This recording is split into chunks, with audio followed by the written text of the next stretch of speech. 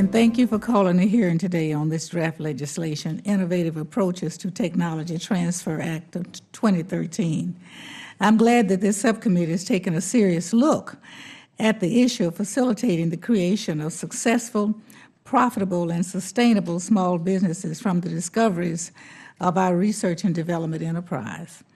The topic today is so critical to our nation's economic and national security.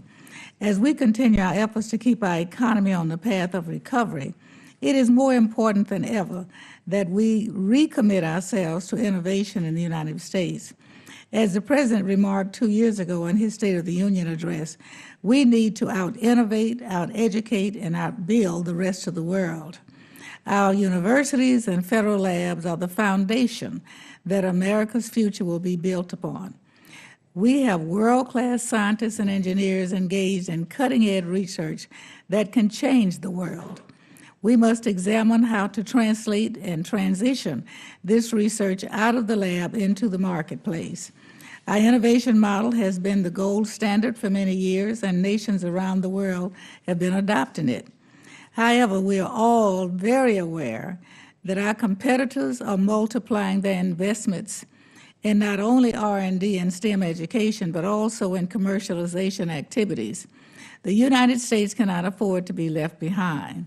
The ideas from our researchers and entrepreneurs with the most commercial potential deserve our best efforts. In contemplating the next steps for advancing technology transfer, our ultimate goal is to promote the creation of innovation ecosystems that sustain long-term and mutually beneficial collaborations. Many of today's most beneficial technologies did not emerge out of a straight-line process, but rather they involve the interactions of a network of various public and private sector elements.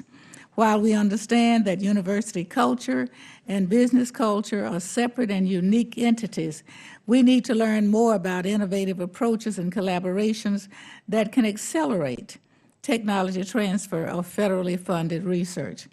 I believe there is not a clear and distinct line in the innovation process at which the public role ends and the private role begins. The next development or discovery is built on a shifting platform where the lines between research, development, and a final product in the marketplace are blurred.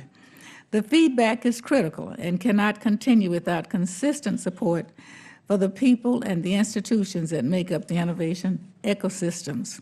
The federal government has a great stake in the nation getting a return on the investments we make, and we need to know what we can do that would be helpful to the academic community and startups in improving technology transfer.